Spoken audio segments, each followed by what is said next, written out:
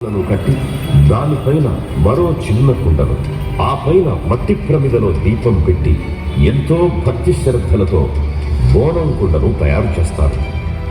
ఆడబిడ్డలందరూ కొత్త వస్త్రాలు ధరించి ఎంతో నిష్టగా వాటిని తలపైకెత్తుకొని సామూహికంగా కలిసి అమ్మవారి గుడికి ఊరేగింపుగా వచ్చి బోనాలను సమర్పిస్తారు. అమ్మవారి దగ్గర సాకపోసి పిల్లా పాపలను, కుటుంబ పెద్దలను అందరినీ సల్లంగా చూడాలని అమ్మవారిని వేడుకుంటారు.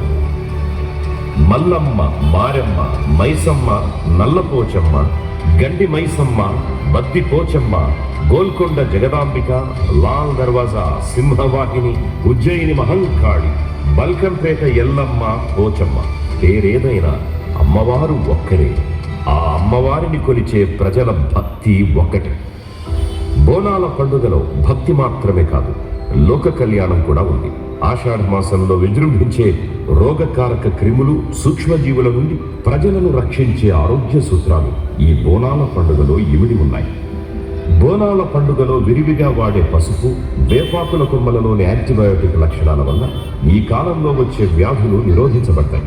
వీటితో చేసే వంటలు, ఆహారాలను తినడం వల్ల ప్రజల్లో రోగనిరోధక శక్తి పెరుగుతుంది. అంతేకాదు, రేపేం జరుగుతుందో తెలుసుకోవాలనుకునే మానవ ఆసక్తికి అవకాశాన్నిచ్చేది బోనాల పండుగ. ఈ ఉత్సవంలో భాగంగానే నిప్పుతో కాల్చని పచ్చి మట్టి కొండపైకి ఎక్కిన జోగిని మాత ప్రజలందరికీ భవిష్యత్తు వాణిని వినిపిస్తుంది. రంగం ఎక్కి రేపటి గురించి అందరినీ జాగృతం చేస్తుంది.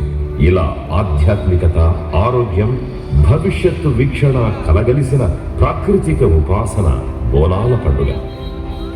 బోనాల పండుగ పట్నం పోగొట్టుకోని పల్లె పరిమళం, జాతి చైతన్య దీపం, ప్రత్యేక రాష్ట్ర సాధన ఉద్యమంలో ఎగిసిన సాంస్కృతిక తరంగం. అందుకే బోనాల పండుగను తెలంగాణ ప్రభుత్వం రాష్ట్ర పండుగగా ప్రకటించింది. 4.5 కోట్ల ప్రజల నమ్మకాన్ని గౌరవిస్తూ ముఖ్యమంత్రి శ్రీ రేవంత్ రెడ్డి గారి సారథ్యంలోని ప్రజా ప్రభుత్వం ప్రజాభీష్టానికి అనుకూలంగా బోనాల పండుగకు 20 కోట్ల రూపాయలను కేటాయించింది. తెలంగాణ ప్రజల విశ్వాసాలను, తెలంగాణ మట్టి అస్తిత్వ ఆకాంక్షలను గౌరవించే ముఖ్యమంత్రి బోనాల పండుగను మున్నెన్నడూ లేనంత వైభవంగా ప్రజా భాగస్వామ్యంతో జరిగేలా ప్రభుత్వ యంత్రాంగాన్ని సన్నద్ధం చేశారు. ఉప ముఖ్యమంత్రి మల్లు భట్టి విక్రమార్క గారు బోనాల పండుగ వేడుకలను సజావుగా, ఉత్సాహంగా నిర్వహించడంలో కీలక పాత్ర పోషించారు. అంతేకాక బోనాల పండుగను విజయవంతంగా నిర్వహించడానికి ప్రభుత్వం రాష్ట్ర స్థాయి కమిటీని ఏర్పాటు చేసింది.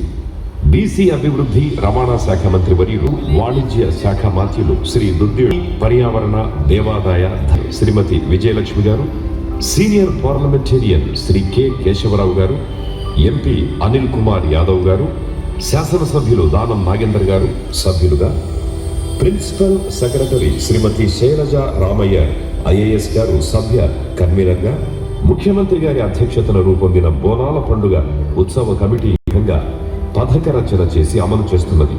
వీరే కాక ఎంపీలు, ఎమ్మెల్యేలు, ఎమ్మెల్సీలు, జిహెచ్ఎంసీ కార్పొరేటర్లు, ఇతర ప్రజా ప్రతినిధులు, ఉమ్మడి దేవాలయాల ఉత్సవ కమిటీ, జంట నగరాల్లోని ఇతర దేవాలయాల కమిటీలు, అన్ని శాఖల